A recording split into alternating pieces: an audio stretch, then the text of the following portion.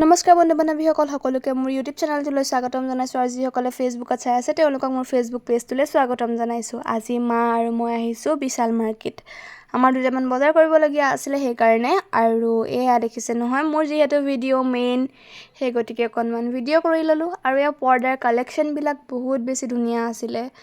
তাৰপাছত এই অকণমানিজনী যে দেখিছে, তাইৰ লগৰ আৰু এজনী আছে, মানে সিহঁত দুজনী হৈছে জজা।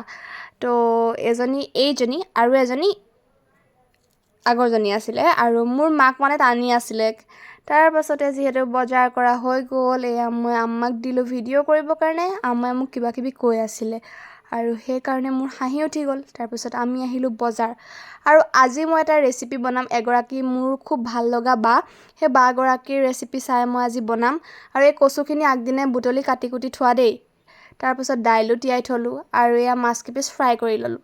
তাৰপাছতে তেল গৰম হ'বলৈ দিলোঁ। গৰম হ'বলৈ দি পিঁয়াজ অকণমান কাটি তাত আদা নহৰু পেষ্টটো ধুনীয়াকৈ বনাই দি দিলোঁ। তাৰপিছতে কচুখিনি দি দিলোঁ ধুনীয়াকৈ, আৰু তাৰ ওপৰত কচুখিনি অকণমান সিজি আহোঁতেই দিলোঁ দাইলখিনি দিয়াৰ পাছতে দি দিলোঁ এয়া ধুনীয়াকৈ অকণমান মছলা, আৰু মছলা দিয়াৰ পাছতে ইয়াত অকণমান তেতেলী পানীত তিয়াই ৰাখিলোঁ।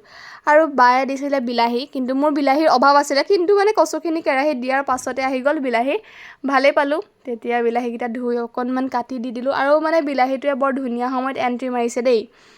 কিন্তু বায়ে মানে প্ৰথমতে কচুখিনিৰ লগতে দি দিছিলে, কিন্তু মই আৰু পাছতহে বিলাহী আহি পাওঁতে পাছতে দিলোঁ আৰু দেই।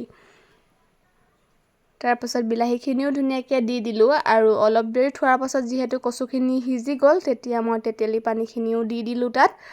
আৰু দুই এটুকুৰা তেতেলীও গৈছে, একো নাই, গোটা তেতেলীও দি দিব পাৰি। তো দি দিলোঁ। তাৰপাছত মই এয়া দিলোঁ মাছ কিপিচ দিয়াৰ